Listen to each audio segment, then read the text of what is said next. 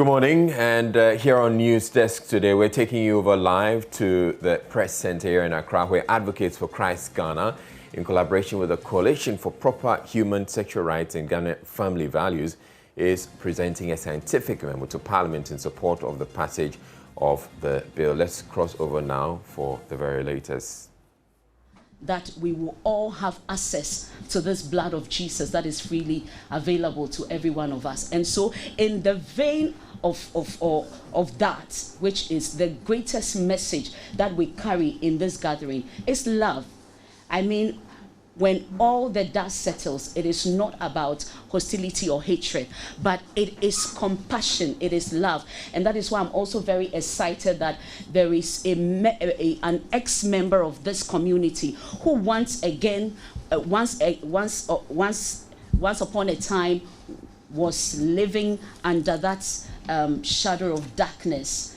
And because he has come out of it, he can testify. He's a first-hand evidence we need, beyond the scientific and medical evidence that we are going to be sharing with Ghana this morning. It is to say that beyond the look, the physical look, the tangible look, the biological look, there is evidence abound or enough for us to know that the way that we are being asked to go is actually not the right way, and that if there is anything we can do, it is to align ourselves with the current bill before Parliament, which is seeking to promote and legislate the proper human sexual rights for this country, not just for us, but for our children and our children's children. We cannot enjoy wanton sexual pleasures, forgetting that there is a generation coming, and to leave them with a legacy that perhaps will wipe out generations even to come. And so it is the reason why I just wanted to emphasize that. So when you see the militant aspect, what drives that is also the love. Because when you see a child running towards fire, you don't walk catwalk to go rescue that child out of fire. You gather all the strength you can to draw that child out of fire, and it's the reason we're here. Very soon you'll be hearing from this ex-gay who has given his life to God because God brought him out of it, and seeking out to bring out the rest of the community out of that darkness into the marvelous light of God. But before I invite our chairman to come and share the meat, which is what's the reason we're gathered here, we just also want to send a signal that it is not just the Christian community that is embarking on this crusade. It is heartwarming to know that culturally we have the numbers, and even by faith we go beyond the Christian faith. We also have the Muslim community standing hand in hand with us, and my heart is so at peace to know that this issue transcends one faith or the other. It is a kind of common sense that the Creator has given to us. And so in our midst this morning, to send a powerful solidarity message across our numbers, which for me, it goes beyond even the 30 million plus Ghanaians that have recently been censored, is that we have the president of Coalition of Muslim Organizations, that is COMOG, in the distinguished personality of Abdul Manan Abdel Rahman, to just share a quick word of solidarity. Let's give it up for him. Honorable, please, you're welcome to the podium.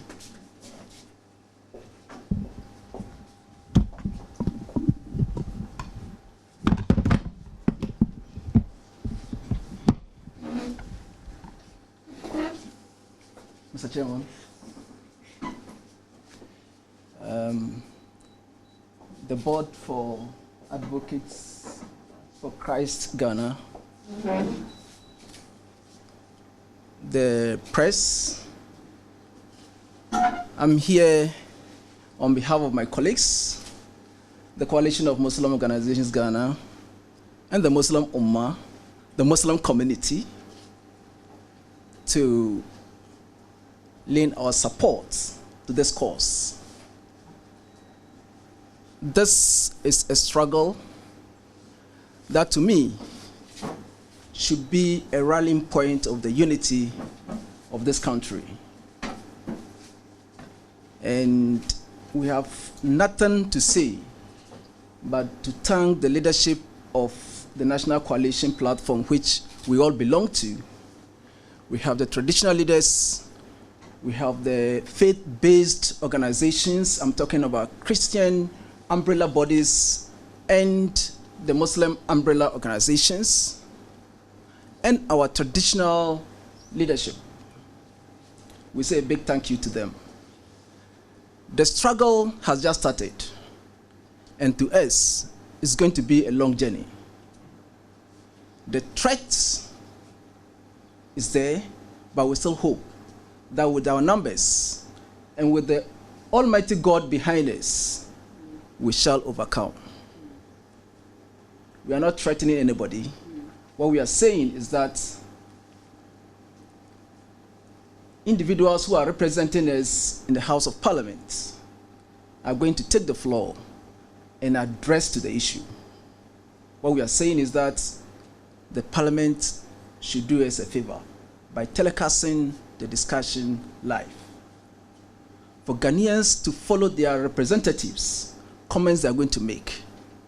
And we have all said it before, that we are taking notice of how individuals are carrying themselves, because they are few, yet very powerful. But with a God on our side, we shall overcome. On behalf of my colleagues, I would like to assure our colleagues that we are with you and we shall continue to be with you. Let this struggle unite this country. And with this, all over Sub-Saharan Africa will learn from Ghana that we are one people when it comes to fighting to maintain this country, to maintain the God-loving people of the Republic of Ghana. We are united. Thank you very much for the opportunity.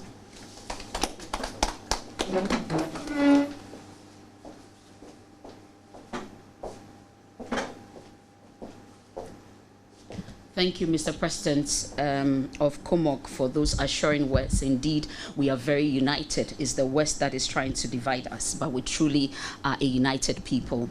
And on that note, for the medical, the scientific evidence for which we are gathered in here to understand the overwhelming data that supports a rejection of this sexual lifestyle, and to choose and support and cause there to become a law in this country, the proper sexual or proper human sexual rights bill.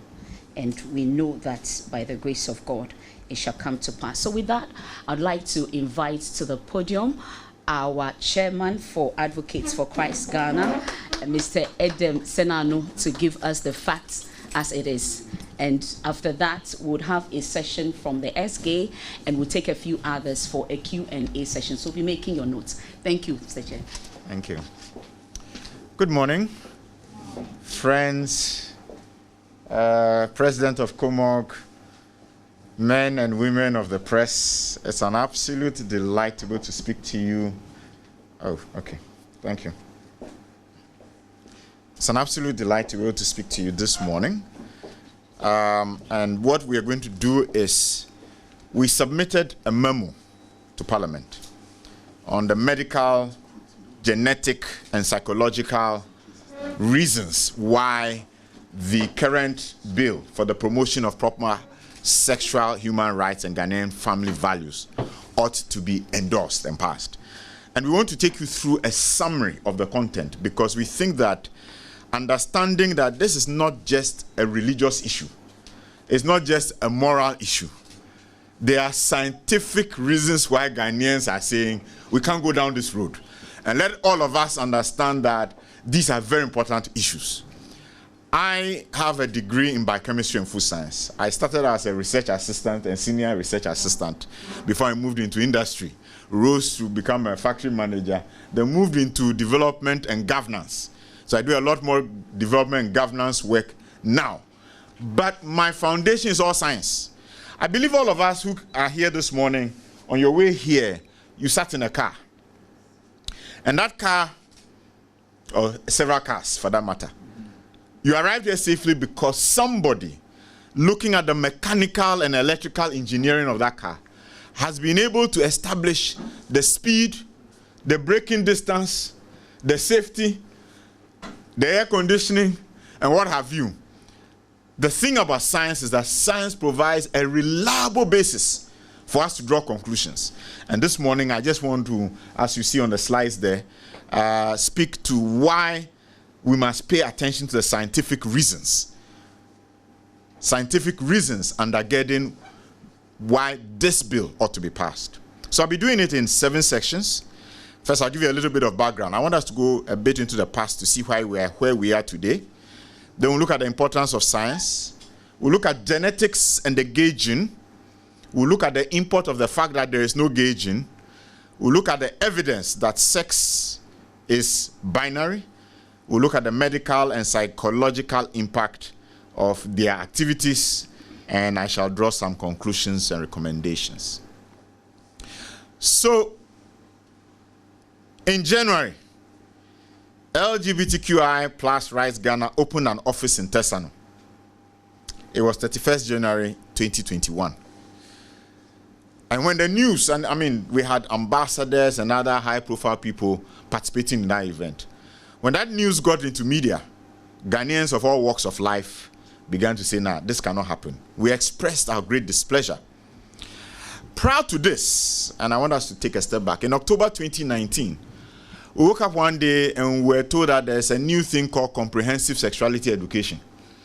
And in the images we're seeing, the content in some of the manuals was that our 4-year-olds will be taught how to wear condoms, demonstration of condom wearing. And by 10, 12, they are supposed to be able to take a decision on whether they are male or female or any of the 64 new genders. And we're wondering what's happening. All of a sudden, things are changed. We used to have an adolescent sexual reproductive health manual. The manual was being put aside, and now we're saying that children must be encouraged to explore their sexuality. That's what we're being told. Children must be encouraged to explore their sexuality. That was a shock. As if that was not enough. And you can see a copy of the guidelines for comprehensive sexuality education in Ghana. I'll just put it on the screen. As if that was not enough. Soon after that, we also had a group saying that they were come to do Sankofa conference in Ghana. You see top left. It was supposed to be July 2020. And the way they phrased it was that we are reclaiming our rights. Reclaiming which rights?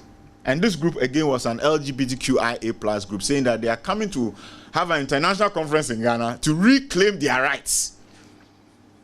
Things were changing. Things were changing. We're wondering what is going on. And then this year, January, Alex Kofi Donko and his compatriots, what they did was to wake us up. We had been sleeping. We suddenly woke up and said, this thing is becoming, because all of a sudden they are opening an office and saying, we are open, come. We are promoting our activities, join us. They have a resource center. It triggered serious reactions. And we all understood that now we need short-term, medium-term, and long-term actions to stop this thing once and for all, because otherwise our children will be impacted negatively. And I'll be demonstrating why we are clear in our minds that this will impact our children negatively. And so we had civil society organizations, religious groups, parliament, and more. The overwhelming majority of Ghanaians condemned what was going on and said, let's do something different. We called on government to take actions, first to close the office and to strengthen the existing laws so that we can ensure that we are protected from any further promotion of such activities. So the call to protect the sociocultural, religious, and moral fiber of the nation led to 8 parliamentarians and I've listed their names there. Honorable Sam George, Honorable Dela Sowa, Honorable Emmanuel Bejra, Honorable John Fojo, Honorable Rita Sowa, Honorable Helen Ntoso, Honorable Roxanne Dafamakpo, and Honorable Alas Sansuini decided to champion this cause, working together with civil society, and especially the Coalition for the Promotion of Proper Human Sexual Rights and Ghanaian Family Values. Last month, in relation to that, Parliament asked for memos so that they can enhance what the draft bill has put together. And today's event, we are trying to put across to you the scientific facts in one of our memos. We have done 4 memos to Parliament. The first we sent was a legal and cultural memo. The second is this one, medical, genetic, and psychological memo. The third was an online petition supporting the bill, where we had 10,169 online signatures. So we printed all those signatures and added to it. And the fourth one was a media commentary memo, where we looked at all the commentary in media. I think we got up to about 50 or 60 comments categorized, and we addressed them, provided responses for the various different understandings people have, and try to make sure that people have a better understanding. So let's get into today's meat. Now, I'd like to start by indicating that the request for memos is grounded in our Constitution. Article 35(1) states that Ghana shall be a democratic state dedicated to the realization of freedom and justice, and accordingly, sovereignty resides in the people of Ghana, from whom government derives all its powers and authority through the Constitution. What it means is that anything that government is doing, it gets its authority from the people. In other words, if government wants to do things right, it needs to come back to the people to find out what are the priorities of the people, what are the aspirations in respect of any issue that government is taking on board. So first thing I'd like us to understand that Article 35(1) places that. Indeed, Article 1(1) is the first place where we see that the Constitution says that the authority, the citizens of Ghana repose authority in a government for a period. We repose authority in the state for a period. So we are the ones, we are the principals, and government is our agent. I also want to refer to Article 35(6)(d). It says that the state shall make democracy a reality. And for democracy to be made a reality, it needs to decentralize the financial and administrative machinery of government to the regions and districts. And not just that, it also says, also by affording all possible opportunities for people to participate in decision-making at all levels of government. Please understand that. Government has a responsibility, whether at the national, regional, or district level, to provide platforms, spaces, and channels for citizens to participate in any decision. So if you are a stakeholder in that particular decision, you need to be brought on board to share your ideas. This is constitutional. It is not because Parliament is doing us a favor or government is doing us a favor. They are required by the Constitution to ensure that citizens give their view on these issues. And so they are following these constitutional mandates. They have an obligation, and we also have an obligation to give our ideas. Now, beyond that, we know from public policy and for the processes of doing law that any good policy or law is a law that is based on the aspirations of the people. A policy is good to the extent that it reflects the felt needs, the desires, and the aspirations of the people. Am I making sense? A law that does not go bottom up, where it is what the people want, is not owned by the people, will not be executed effectively because the people don't believe in it. A good example is the toll levy law. Parliament passed a toll levy law. It has never been implemented. Why? The good people of this country said, no, we don't align with that law. Is that correct? Good law or policy emanates from what the majority of the citizens want. That is law. And so we need to understand that it is not, the question is not, is it gay rights? Is it human rights? The real question we must answer is, what is the ideal aspiration and wish of the people of Ghana concerning this matter? Are you with me? That is the real question. What is the ideal aspiration and wish of the people of Ghana considering the issue of LGBTQI so-called rights? Because our argument is that these are not rights, these are personal choices. So I need you to understand that these are specific issues. Good law and policy emanates from what the people, the majority of people in the country. So laws are context specific, jurisdiction specific. In Ghana, we allow polygamy. Is that correct? But if you go to the UK, they don't accept polygamy. The laws of Ghana accept polygamy, but the UK don't accept that. But in the UK, they say they will accept homosexuality. So their laws cover that. Are you following me? So social ethos and culture define what a people agree will be their laws to govern them. And that's equitable. Once we agree what to govern us, it affects us and affects you as well. So any law we put in place affects me, affects my children, and affects you as well. As equity, there's no discrimination. All of us are affected. The exciting thing in relation to the question I just asked, that the real question we should be answering today is, what is the ideal, the aspirations, and the wishes of Ghanaians concerning this matter? It's been answered for us. Because fortunately, CDD, in its Afro Barometer report of July 2021, says that they collected data, and I've been told that that data was collected in 2019, which is fine. But the exciting thing is that our wonderful brothers, Professor Prempe and his friends, they did research, and the research shows that 93% of Ghanaians between 2019 and now said that with respect to LGBTQIA plus matters and practices, we are not interested. We say no. The data is available. You can go online, go to the Afrobarometer website, download it. Prior to that, we've also had the ASILA report of 2018, also saying that Ghanaians don't like this issue. They don't want any issue of LGBTQI being public. So we have enough research data, which is local, which supports the fact that the position of Ghanaians is known. And if the position of Ghanaians is known, that position must inform whatever laws or policies we develop. So I want you to keep that at the back of our minds. We said that the real question to answer is, what is the wish of Ghanaians on this matter? And when we know the wish of Ghanaians, that should translate into the policy or law that we come up with. Now I want to get into how science supports the position that Ghanaians have taken. The 93% of us who say no. And we know that science and scientific research has powered the major medical and technological breakthroughs globally. Science has propelled humanity's growth in leaps and bounds. Science helps us to understand the world and what exists in it.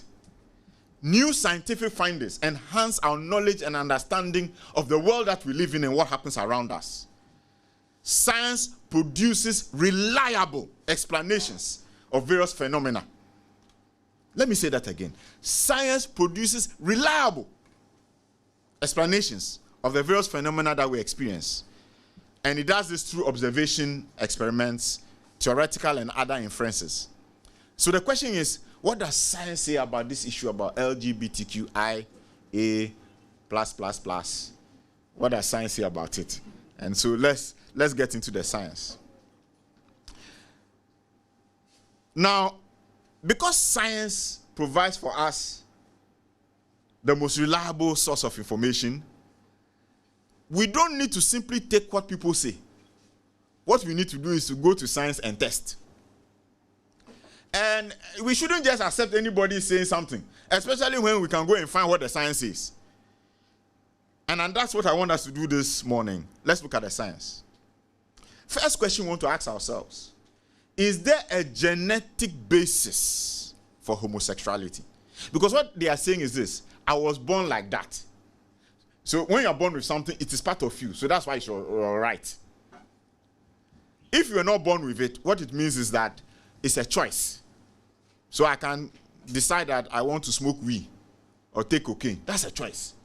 In which case, anybody who takes weed will also say, I have a right to weed. And those who take cocaine will say, I have a right to take my cocaine. Okay? The only difference is if we are able to say that, oh, they were born like that. Then you can say, it's a right. It's a human right. So the question is it a human right? Now, significant studies have been done to understand the biological basis of human sexual orientations. And in a study in 2020, Bogart and colleagues agreed that the association between existing biomarkers and sexual orientation were so small that, taken together, they could not explain why people become homosexuals or say they are homosexuals.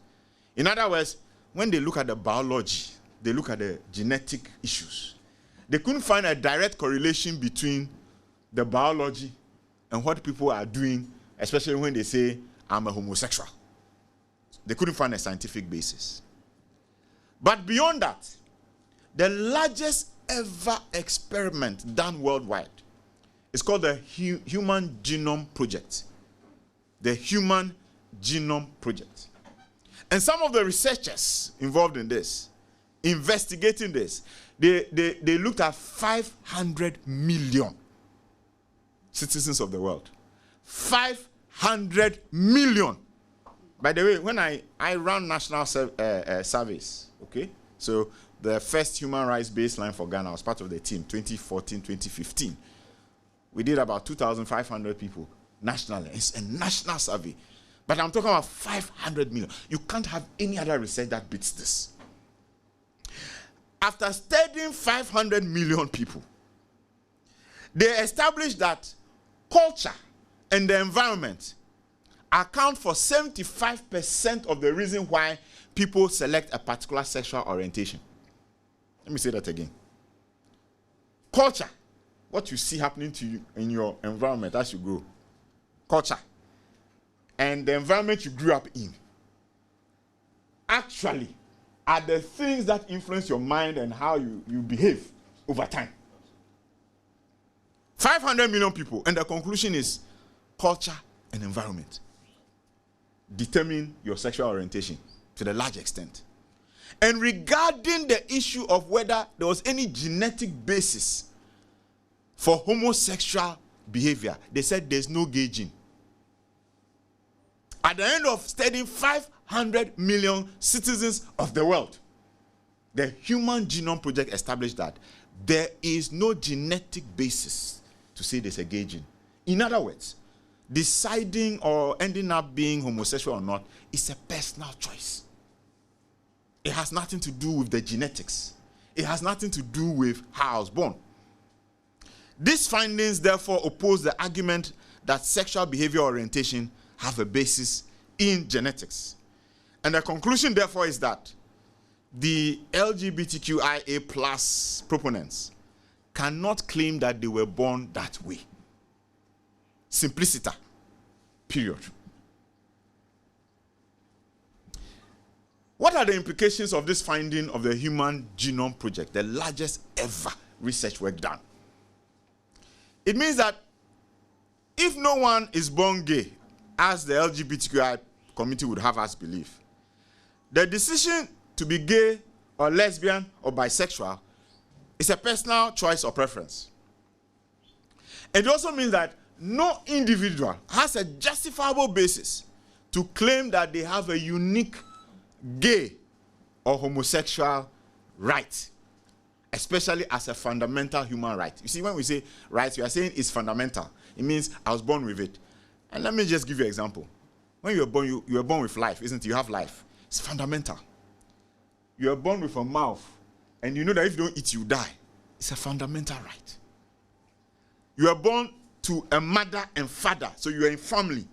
So it's a fundamental right to associate with people. Are you with me? So the fundamental rights, when you talk about them, you can connect that people were born with it. But once we start talking about sexual orientation, it's a preference, it's a choice. And if we are not careful and we allow that to continue, to be a slippery slope, because then those who smoke or want to smoke weed will say it's all right. Those who want to do armed robbery will say it's all right. Are you following me? It's a slippery slope. And we've seen how other jurisdictions, there's confusion, there's chaos coming, and I'll be talking about it as I go along. So, as I've said this, I just also want you to recognize that if no one is born gay, the LGBTQI community should not confuse us. They don't have that basis to say they are gay. Indeed, in 2019, we have the Harvard magazine I'm showing there. You can go and search for it online. Bennett McIntosh and his researchers wrote a report where they say there's still no gay gene. Okay? This is the Harvard magazine, 2019. There's still no gay gene. Research has continued, but there's still no gay gene. You see, if we go down that road, slippery slope, what you can see there is what will happen. The next in line to demand rights will be our friends who smoke different things. And then the crack people will also come and say, we have a reason to say that this is also our right.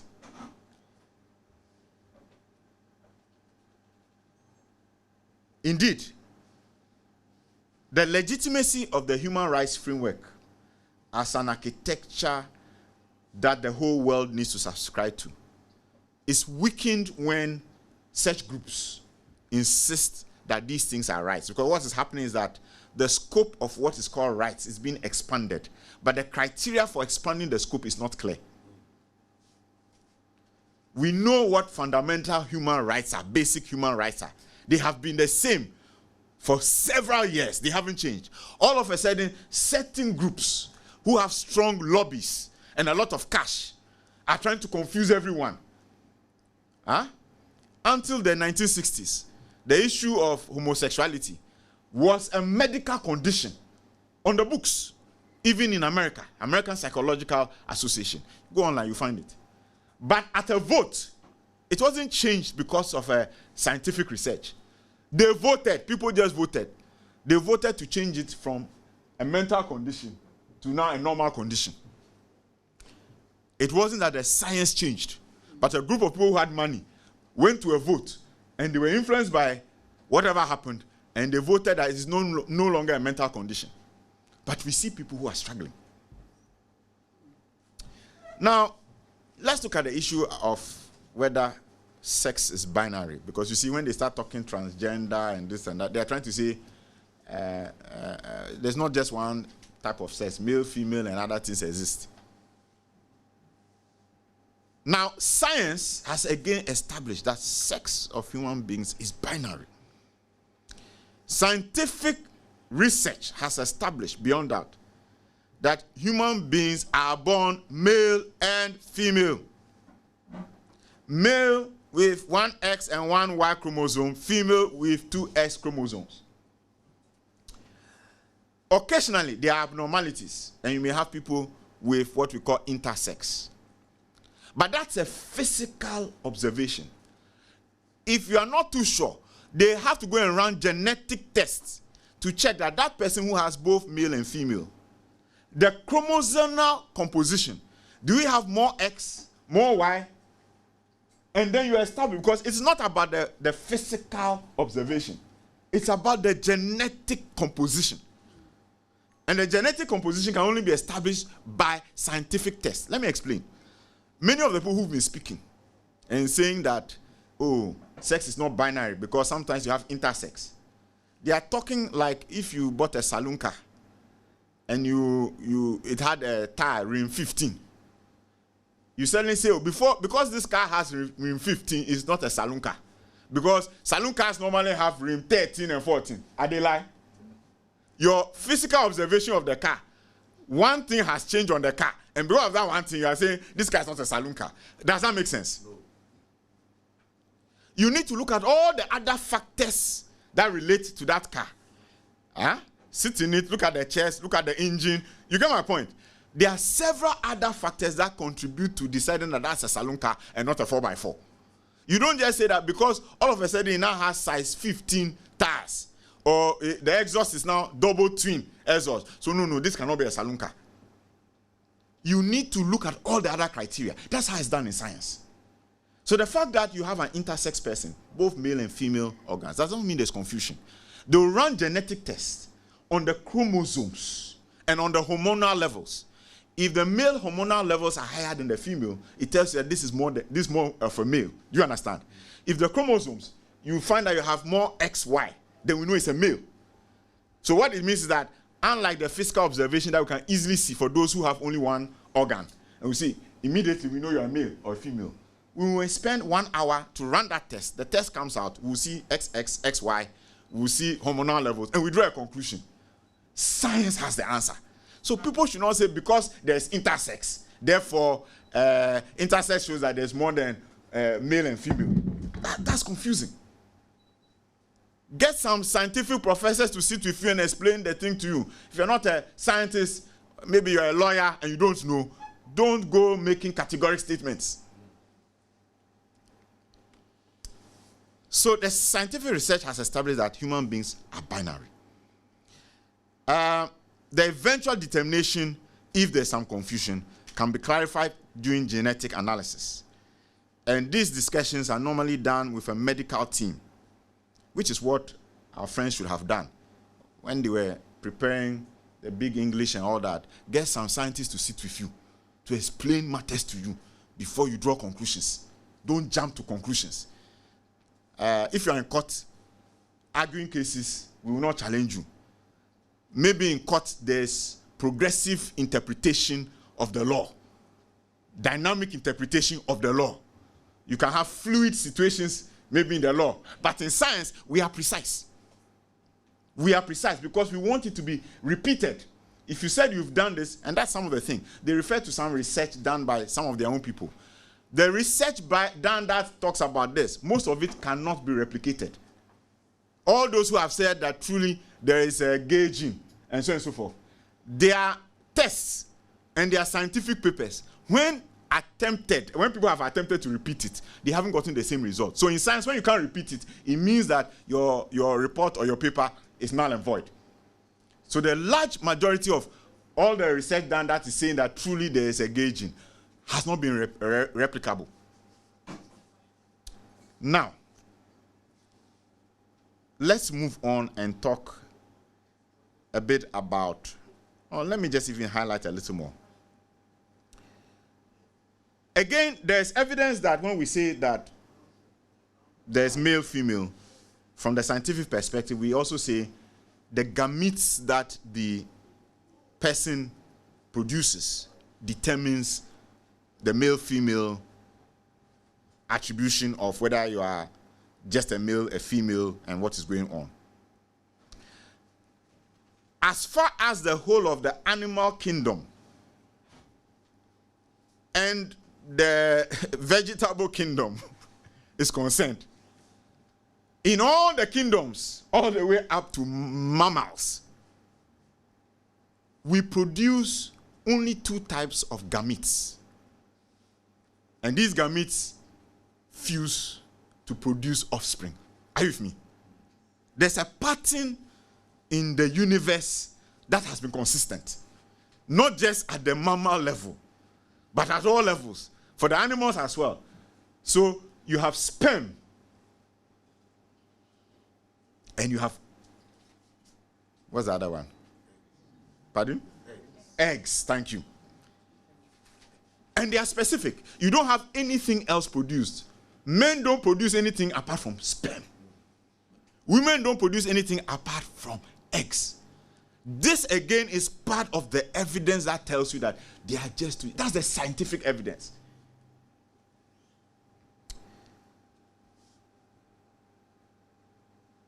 Let's move on. So you see I have a picture there on the right. Somebody said that the anti-LGBTQ bill theory that people are born male or female is scientifically unfounded. How's that possible? Which textbook? Is there any biology teacher here or science student here? Because I'm hoping people understand what we are talking about. Or I was going to ask your friends who are teachers, pure science. Nothing has changed. The same biology textbook. Our children are learning it, but somebody is sitting somewhere trying to change things. The Wall Street Journal. I just want to say that the authors who have written on this are many.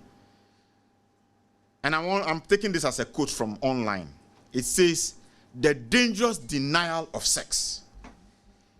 It is one thing to claim that a man can identify as a woman, or vice versa. Increasingly, we see a dangerous and anti-scientific trend towards the outright denial of biological sex. The idea of two sexes is simplistic. An article in the scientific journal declared in 2015. Now, a 2018 Scientific American piece asserted that biologists now think that there is a larger spectrum than just binary female and male. The conclusion of the authors is, and it's in the last paragraph, to characterize this line of reasoning, the line of reasoning that there's more than one gender, as having no basis in reality would be an egregious understatement. In other words, even if I just say that these people, they are not being realistic, it's an understatement. It's not just an understatement, it is false at every conceivable scale of resolution. It means that if you even went to the microscopic scale to examine what they are saying, there's no basis. I arrive at core arguments, and I'm going to look at medical impact of LGBTQIA+ activities, and I'm going to look at psychological impact. Medical impact. The data available, and in the paper we submitted, and I think there are copies out, I hope they are enough. You should get one. It's well researched. We have over 60 references on this. For example, the US Center for Disease Control reported in 2010 that the homosexual community was 44 times more likely to contract HIV/AIDS. The homosexual community was 44 times more likely. The global evidence suggests that, in general, men sleeping with men and what have you are 30 times more likely to get HIV/AIDS. The challenge, especially in Ghana, and you could go and look at the 2019 Ghana AIDS Commission report, and there's also a men's study report. It says that the majority of homosexuals are also heterosexual. Hello? Majority of homosexuals are also heterosexuals. What does that mean? After they have picked disease from their partner, HIV/AIDS, they go sleep with a female or a male. So it puts all of us at risk. Could just find the 2019 Ghana AIDS Commission report. It's right there. Again, in our report for 2019, it says that the prevalence of HIV/AIDS in the general population is going down in Ghana. However, it is increasing in the homosexual community. And for men, it is 18.1% of homosexual men in Ghana. 20%, almost 1 out of 5 homosexual men in Ghana have HIV/AIDS. And remember that these also are heterosexual. Most of them will find either a woman or a man sometime and engage with them. There's also increased anus and rectum puncture.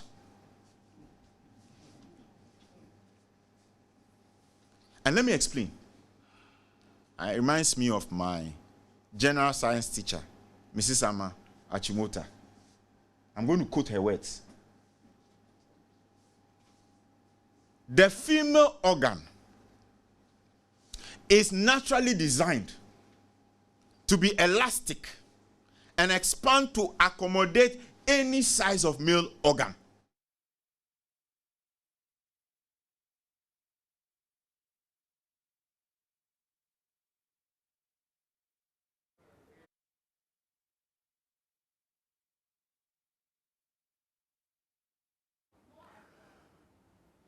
All right, and we'll be bringing you a whole lot more on what they have been saying at this news conference on Joy News today. Do stay tuned. We're taking a break. We're bringing you business news next.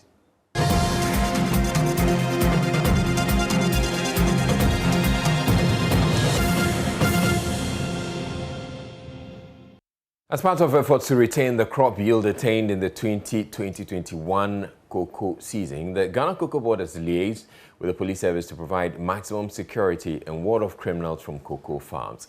Addressing the press after a closed-door meeting with the Cocoa Board and license buying companies, officials, Acting Director General of Public Affairs at the Ghana Police Service, ACP Kwesi Fori, warned criminals and armed robbers in cocoa-growing communities to desist from attacking farmers and Cocoa Board officials or risk facing the law squarely. Ghana Cocoa Board recorded about 1.3 million metric tons of cocoa in the 2020-2021 crop season, beating the previous record of 1.024 metric tons in the 2010-2011 crop season. Now, in order to improve on this performance, the board partnered the Ghana Police Service to address issues of security and mismanagement of funds meant for cocoa farmers by officials. Head of Public Affairs at the Cocoa Board, Fifi Boafo, says the move has become necessary after various reports of insecurity by cocoa farmers. The issues that were discussed are very, very critical and important issues to the cocoa industry of our country.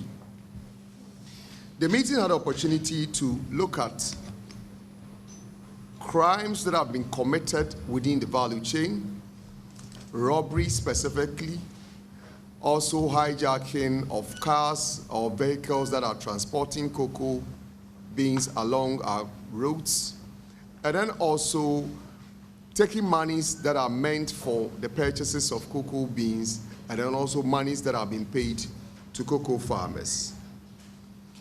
This meeting, to a very large extent, has identified almost all the issues that are being confronting us in terms of security, and for which reason the necessary advice and interventions have been put in place to ensure that these problems do not occur going forward. Acting Director of Public Affairs at the Ghana Police Service, ACP Kwesi Ofori, assured that the police will be equipped with capacity to provide maximum security for the cocoa farmers. We are putting a holistic contingency measures in place to support the Ghana Cocoa Board in terms of security, and that all regional commanders in the cocoa growing areas have been instructed to do same, putting up stringent security measures, coming out with a comprehensive operational plan as to how best we can assist and support Cocoa Board officials, the license agencies, the farmers, and communities that we're going to operate from. And by so doing, we're going to see police conducting special exercises, mounting snap checkpoints, escorting Cocoa Board officials, escorting vehicles carrying cocoa to the Tema port, among others. The two shortlisted bidders for the Ghana-Burkina Faso Interconnectivity Railway Project have submitted final proposals for the over 1,000-kilometer project. The two international firms, African Global Group and Frontline Advisors, will be competing for the contract, which is expected to commence in the first quarter of next year. Minister for Railways Development, John Peter Amewu, assured them of government support and transparency in choosing the most competitive bidder. Here's more. The project from the Tema port to the capital of Burkina Faso is aimed at connecting the two African countries and promoting intra-African trade. After submitting the proposals, both governments will set up a committee to scrutinize and make decision on the best choice for the project. At a ceremony to officially open the proposals, Minister for Railways John Peter Amewu assured the government of Ghana is very committed to the project and will ensure that all timelines are met. I want to assure the bidders that as we started from beginning, the promise that we told everybody that submit bid is the word transparency. And between the two countries, we want to assure you that the evaluation process will come out on a very transparent manner. We are looking for the best evaluated competitive bidder. We are not looking for friends. We are not looking for people who, for some reason, we know or we don't know. We are looking for somebody that can deliver value for the benefit of the two countries. And I can assure the bidders that that confidence and trust, which began with this process, of course, will end with the process. The word is transparency. Some of the bidders also expressed confidence that all the necessary procurement will be done in a timely manner for the project to take off. We want to be trade. We understand trade. Trade doesn't speed like Mercedes. So we are grateful. We are seeing some gradually getting to the end. I'm truly grateful, and hopefully, if we are the chosen bidders, we will be able to do a fantastic job for both countries. The line from the Ghana side begins from Mpakadan, where the ongoing construction of railway line from the Tema port terminates along the Volta Lake. We bring you Sportsnet. All right, so in sports, Mubarak joins me for us to look ahead to tomorrow's Black Stars match against Zimbabwe. Hello, Mubarak. So any latest news coming from the Black Stars camp? Do we know who's going to be playing? Well, the lineup is not out yet, but there is great optimism that the game against Zimbabwe will be very good for the players. They feel or will be very different from the recent matches that we've seen against South Africa and against Ethiopia. Especially because of the victory against Soccer Intellectuals. The players are very confident that they are going to raise their performance and they'll make the mark tomorrow at the Cape Coast Stadium.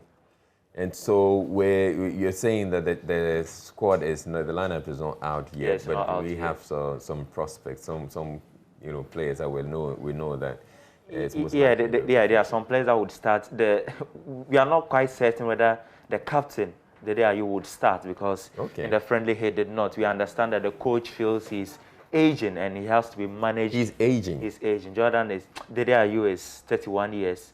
So according to the coach, that was what we are picking up. Our correspondents, they have told us that, and that is why he had to go through a special training. He wasn't part of the main training with the other players. Yeah. So it tells you that the coach feels this is a player that was not the one I met 11 years ago. So I have to manage him well to get the best out of him. Yes. It's interesting. That's so soon. Yes, we're looking at aging. But anyway, yes, so that's good. And we're looking forward to that. And there's going to be live commentary on radio. There'll be live commentary on Joy 99.7 FM. But let's not make any mistake. The game against Zimbabwe, look, they have a coach. Even though they've changed their coach, they've started the FIFA World Cup qualifiers on a dismal note. But they really want to make a mark. They want to change that narrative. The last time they met Ghana at the 2006 AFCON, they won by 2-1. They feel that they can repeat that. So I think we have to be wary of them. Let's not be overly expectant of the Black Stars. We have to be cautiously optimistic. That's a warning. Let's not to be overly expectant. Cautious optimism is required in this case. But thank you very much, Mubarak. And that'll be it for News Desk for today. Do stay tuned to the rest of our programs. You have Joy News Today coming at midday. My name is Israelite. Thank you very much for watching. Have a good day.